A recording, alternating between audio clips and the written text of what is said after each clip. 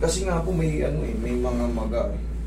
Bunga ng yung punit niya, siyempre magkikreate ng pamamagay, may sugat na eh. Relax na. Oh my God. Yan. Kaya mo yan. Alalay lang yan.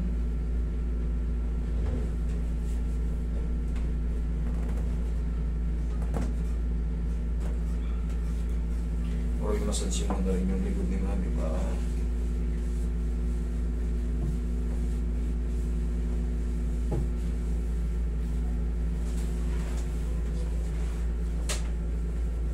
Tuloy-tuloy nyo na yung sumba, hindi mapapansin. Pero pag lagotok yan mamaya, mas bearable na siya. Hindi pa siya maangat, pero tuturuan ko kayo na may exercise. Pero kung ayaw nyo, kung tinatamad kayo mag-exercise, dali nyo lang ulit dito sa isi-session natin. Pero, pagkakaroon ng sounds yan. Ano po? Sounds. Sounds? Marami. May tumutunog-tunog-tunog ng konti. Ganyan. Tumutunog na nga po. Tumutunog-tunog na? Kasi nga, ano na yan eh. Yung iba, minsan naghihilom na hindi na bumabalik sa ano, sa dating form niya. Ihaya kayo.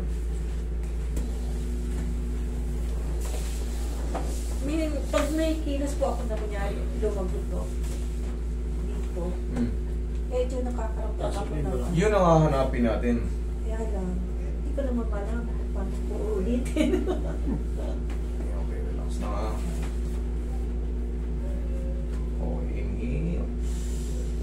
Exhale. Yan. Diyan ka lang muna. Maganda tayo.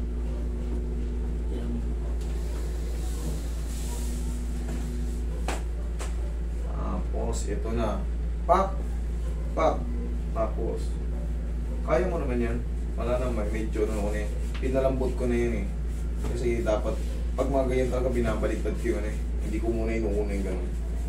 Kailangan kalmado muna yung mga muscle-muscle mo dyan. Okay, upo. Alalay ang tawag dyan. Okay, akat ko muna. Pag na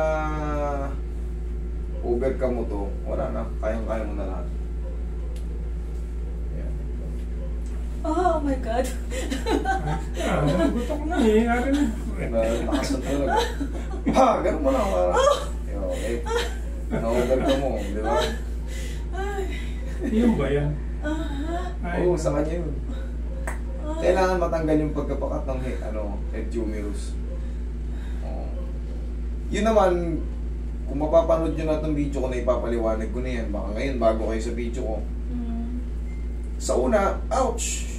Pero, in a few seconds, nagko-cool down siya. Hindi katulad nung napilay ka ngayon, habang patagal ng patagal, Masakit. pasakit ng pasakit.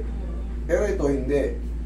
Yung mga gantong pilay, pag lagutok niya, aw, aw, aw, aw, aw. Ganon. Isa na lang, ma'am. Isa pa? Kaya. Ito sumasakit na rin to eh. Oo. Lambot mo lang.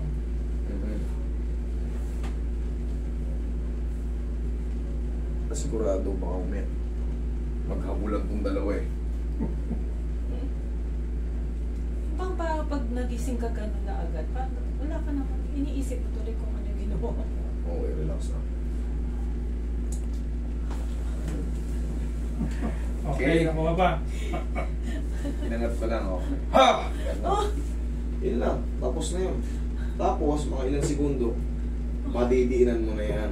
Madidiinan mo na yan. Tapos, malalakasan mo na. Pwede mo nang ikilos ng malakas yan. Tapos, wag mo muna ibuhat na mabigat to para makapaghilom yung sa bursitis natin.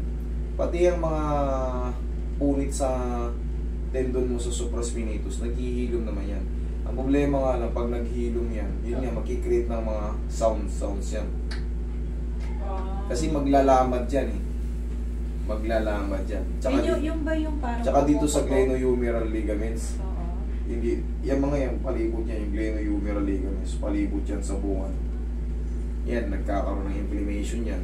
Kaya yan, isa yan sa isa yan sa magpapahirap sa atin, iangat mo. No? Pero parang kapag nawala nga yung pagkapakat niya mga yan, unti-unti yan maghihilom, unti-unti mo rin maangat yan. Pero ang sikreto talaga dyan, siyempre kailangan mo sanay-sanay, igalaw talaga. Huwag niyong bibihin. Pag binibibi niyo yan, lalo lang yan, lalo lang yung hindi niyo maangat. Basta kaya niyo nang igalaw, lakasan niyo. Kung hindi kayo nasasaktan, ganyan, kunyari, nagaganyan mo na, sige, lakasan mo. Yan. Tapos kasi hindi pa talaga ito mapiperfect kasi hindi agad maghihiling yung swelling ng at saka yung inflammation sa glenohumeral. Ngayon, ang kinaiba niyan, pwede mo nang diin-diinan yan. Higa ka, diinan mo. Yan ang mababago dyan. Ay, oo. Pwede. Hindi na yan siya masakit. Kayang-kaya mo lang yan. Pwede mo na itulog ulit dyan. Pero syempre, balansin mo lang. Lipat-lipat ka. Okay? Kasi, dyan ka nasira eh. Yung sarap ng tulog sa ganyan, sa mga diabetic, talagang dyan kayo sira. Kasi namamanig yan, di yun nararamdaman.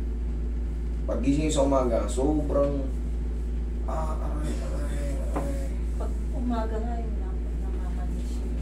Ganun talaga, mami. Kasi maano pa, gumagapang pa yung nagpupumilit gumapang yung blood circulation eh. Ngayon, Hindi wala pa nagsisirculate. Oo, siyempre, ipit na ipit eh. Parang ganito lang din yan, Sa pulsuhan. Ipitin mo yung pulso mo. Pakiramdaman mo yung palad mo. Ganun yun. Naiipit yung natin, blood circulation. Kaya lang mas agresibo kasi mas malapot yung dugo ng diabetic. Kaya parang nakukuting-kuting. Yung parang unti-unting gumagaling, kumbaga yung manhid niya. Parang ang bagal mawala. Kasi nga yung blood circulation ng diabetic, gumagapang-gapang pa eh.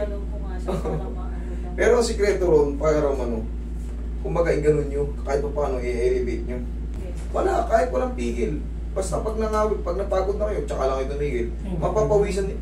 Sabayin nyo na yan sa exercise sa umaga. Kasi exercise din ang pantapat sa mga diabetic. Okay.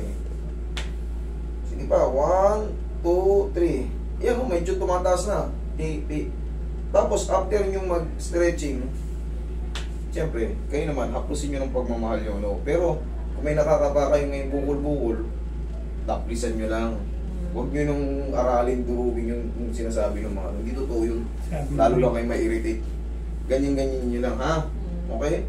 Pumili lang kayo ng pao. Yun lang. Okay? Okay, sige, magsasisayaw lang kayo. Ikaw na. Ako naman.